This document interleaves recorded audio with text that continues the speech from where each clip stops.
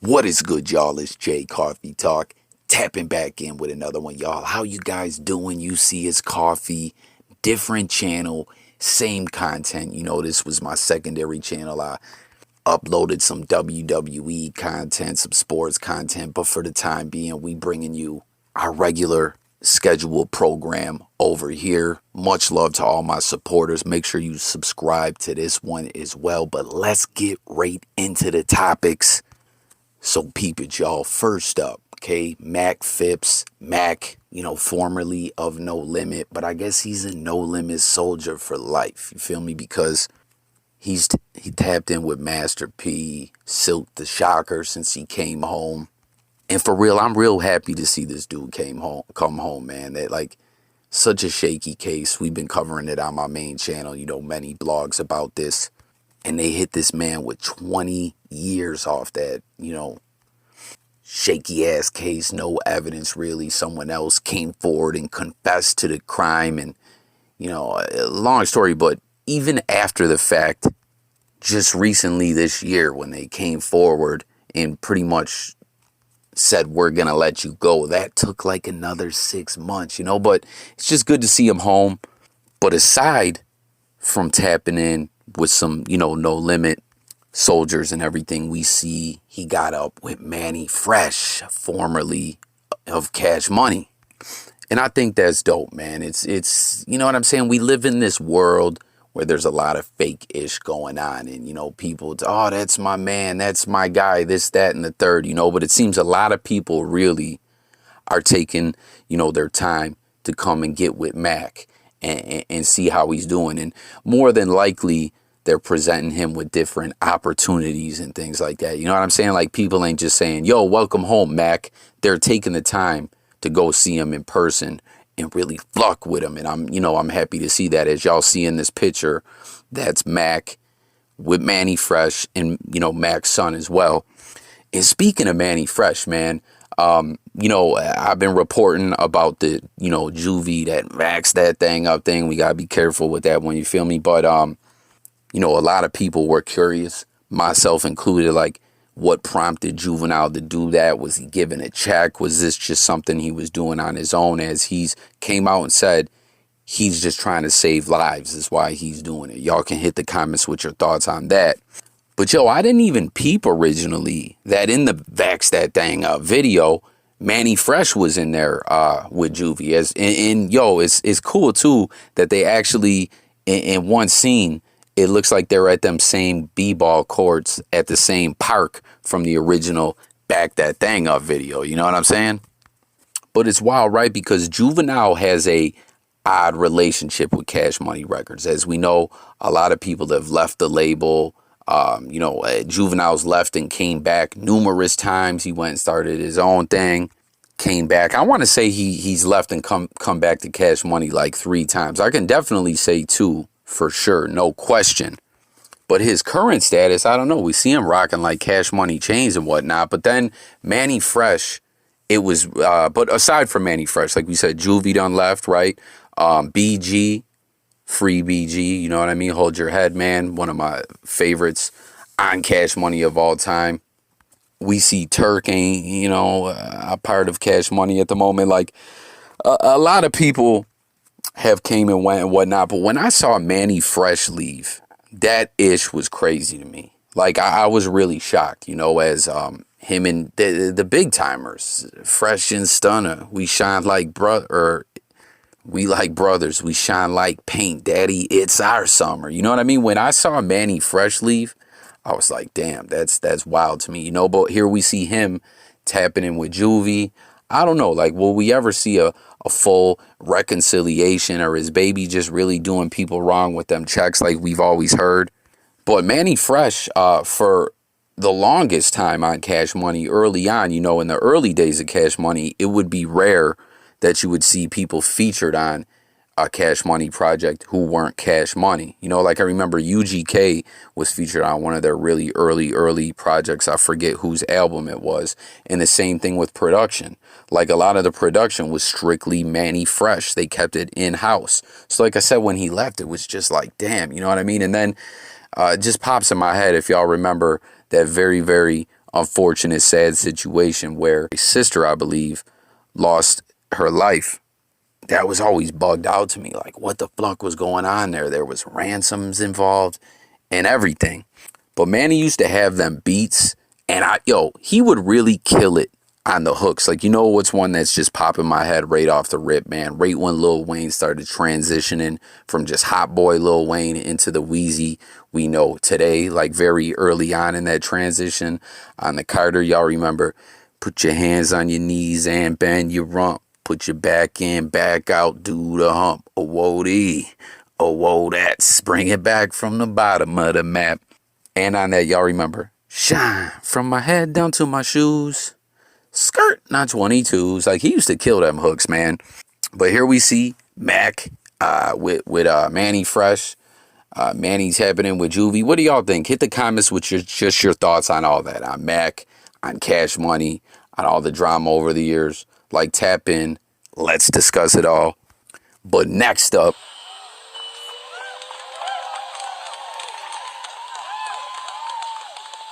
this is a good day. It's more than about taking down statues. The people who argue it's just a piece of iron or marble, or to have people not see the reality and the brutality of these statues is overwhelming. It's surreal, actually. It's just to watch the full gamut of emotion. That's just happiness and elation, but sadness as to what it's taken to get us to this point. Tears of joy, tears of frustration as well.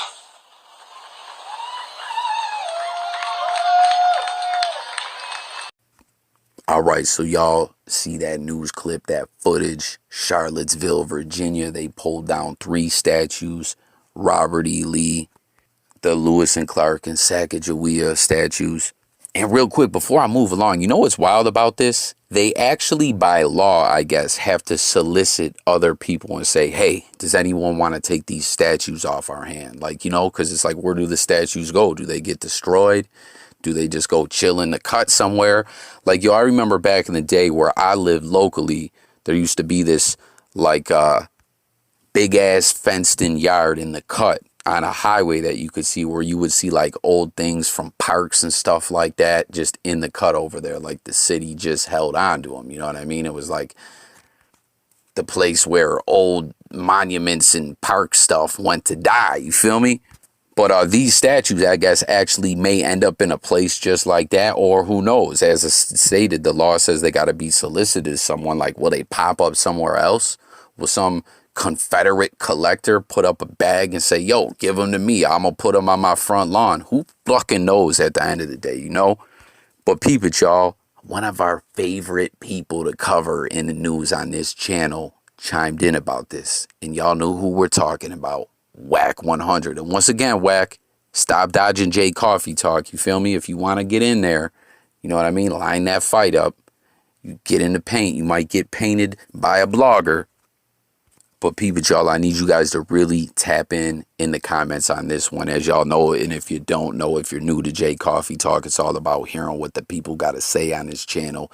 And we talk music, news, sports, current events, life, and much more. But this is, a subject, like I said, just let's just discuss it in the comments. As always, if need be, let's agree to disagree. But this is what WACK100 had to say. He said, white statues that have been removed: Robert E. Lee, Lewis and Clark, Sacagawea, and WACK, of course, always goes against the grain, right? He says, I don't agree.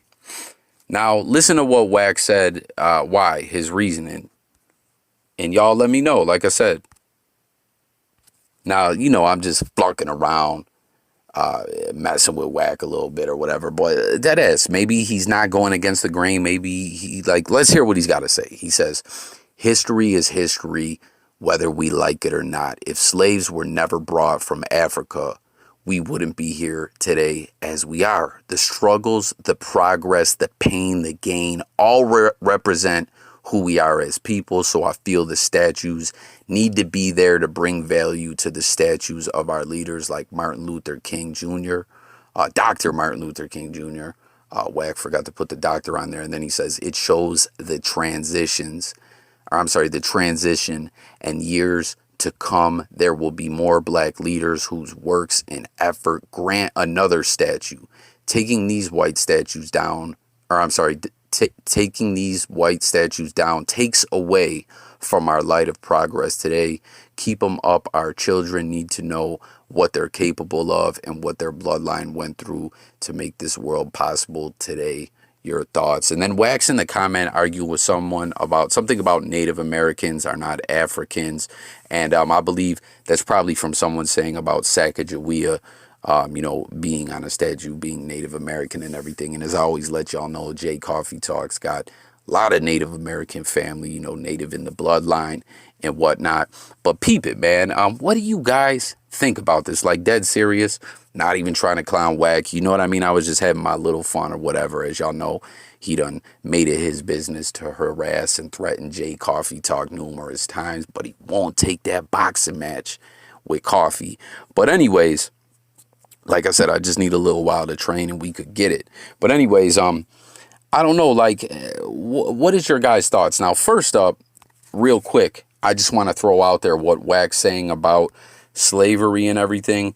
I'm curious to know what everyone thinks about. I'm sure you heard the Lord Jamar theory before on Vlad TV, where Lord Jamar, I actually chopped it up with him on Twitter about this before, was saying that he believes Native Americans actually, were black, have African bloodline.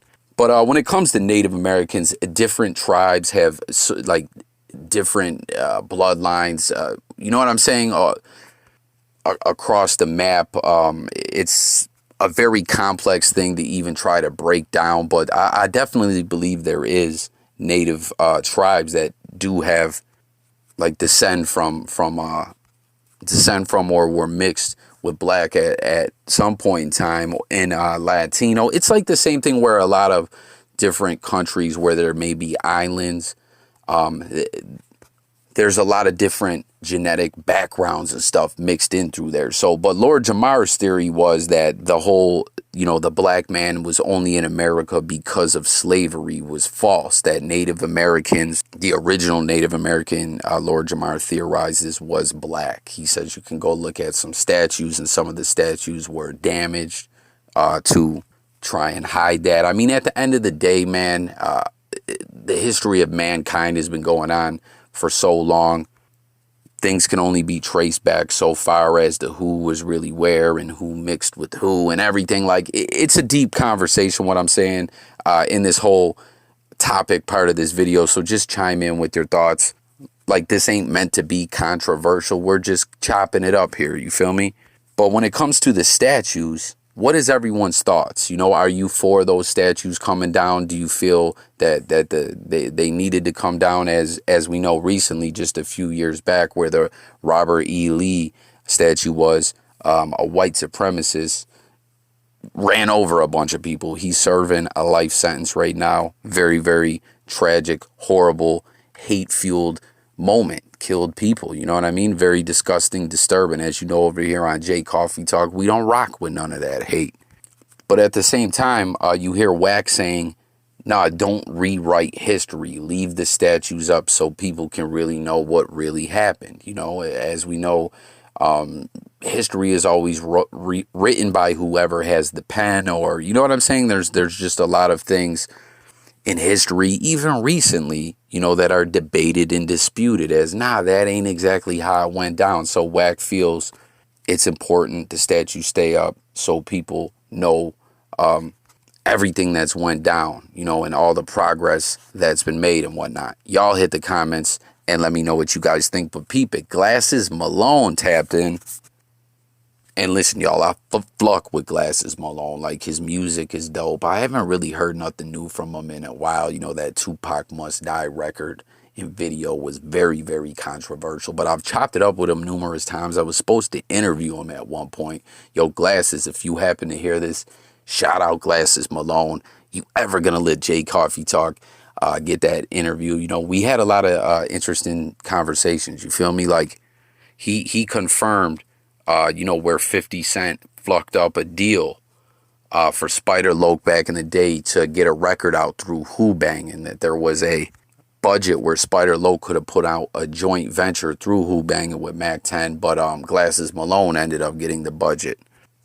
But peep it, Glasses Malone says it's also a distraction, too many symbolic offering, time for tangibles. So what are your thoughts on what Glasses is saying there about distractions and symbolic stuff or whatever? You feel me? Like, I feel like he's saying, nah, it needs to come down. I don't know. Glasses is a very, very intelligent guy. You know what I mean? And very humble and down to earth too. Like, if you hit Glasses on Twitter or something, he's going to respond to you. He's going to chop it up with you, whether you're debating, sports, NBA, music. Like, me and him went back and forth one time debating on, he said the Black Eyed Peas were the best hip hop group of all time. And I said, nah, Glasses, you tripping. But we had a long convo. Like, so shout out to Glasses Malone. But you heard what he said there. What are your guys' thoughts about that? Let's discuss it as all below, as well as everything else we touch on in this video. As I always state, y'all, that's what the J Coffee Talk platform is all about. And once again, y'all, if need be, let's agree to disagree. You feel me? Like, I hate that, like, comment arguing. You know what I'm saying? Like, I'm a respectful individual, and I'm always just trying to build on a conversation, whether it's with someone who don't even fuck with me and I don't fuck with them. If we gonna talk, like, let's use our time constructively and get something out of the conversation. Some people just like to argue and whatnot. What can you do? You feel me? And real quick, before we move on to the last topic, it's kind of interesting. There's a Cash Money connection as well, between, as the first story, Mac not in Cash Money. He was No Limit, but we were talking about Mannie, Fresh, Juve, you know what I'm saying? Individuals over there at Cash Money. As we know, WACK100's tied in with Cash Money West. He flux with Baby.